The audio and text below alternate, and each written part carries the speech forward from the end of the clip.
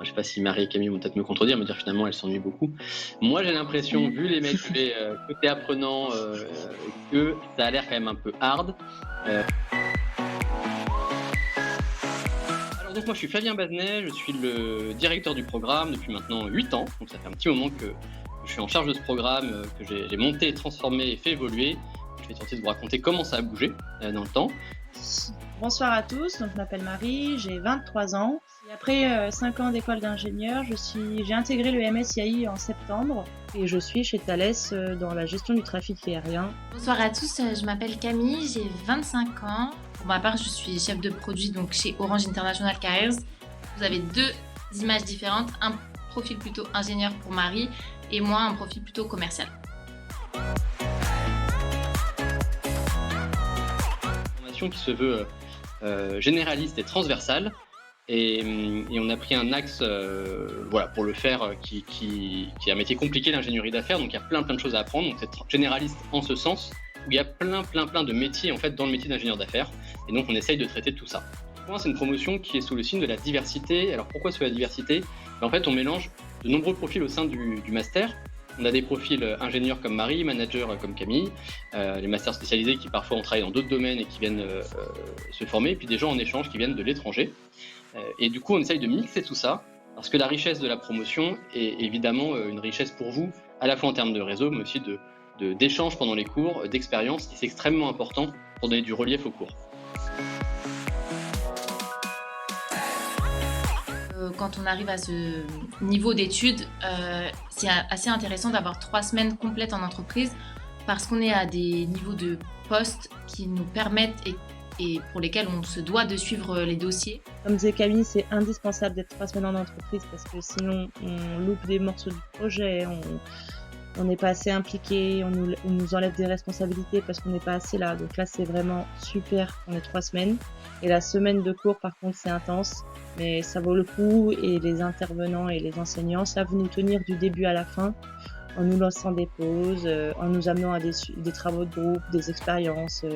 C'est, je pense, une force d'avoir une partie des cours en anglais parce que ça permet de toucher des boîtes à l'international. J'aurais pu entrer ailleurs chez Orange, dans une boîte française ou peu importe, mais on m'a aussi recrutée parce qu'il y avait cette dimension internationale du master.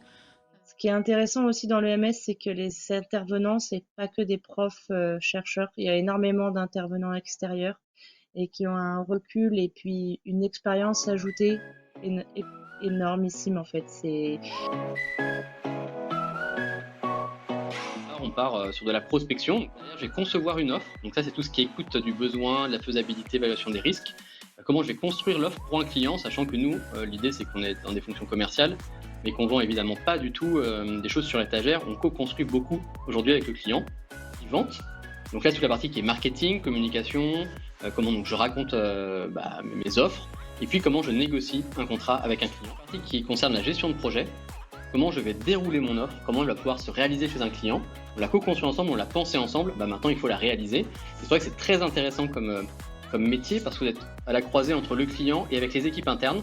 Et donc souvent vous assurez aussi la coordination pour que le projet se passe correctement. Et donc là il faut apprendre à discuter avec des designers, des ingénieurs, avec plein de gens au sein de l'entreprise.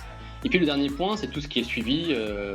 J'ai mis l'assistance SAV, mais c'est pas l'assistance évidemment téléphonique. C'est plutôt comment avec son client on continue à faire évoluer bouger les projets pour continuer à les améliorer et puis souvent refaire du commercial parce que quand on a lancé un projet chez un client, souvent il veut la suite, l'amélioration, etc. Donc on reste en lien et c'est ça qui est passionnant comme métier, c'est qu'on est toujours dans le lien humain avec notre client. Débouchés, il y en a à peu près un tiers qui fait vraiment de l'ingénierie d'affaires et là qui vont souvent dans des boîtes internationales pour une partie d'entre eux. On a un tiers qui fait plutôt de la gestion de projet, product owner un peu entre les deux, entre le commercial et la création de produits et d'offres.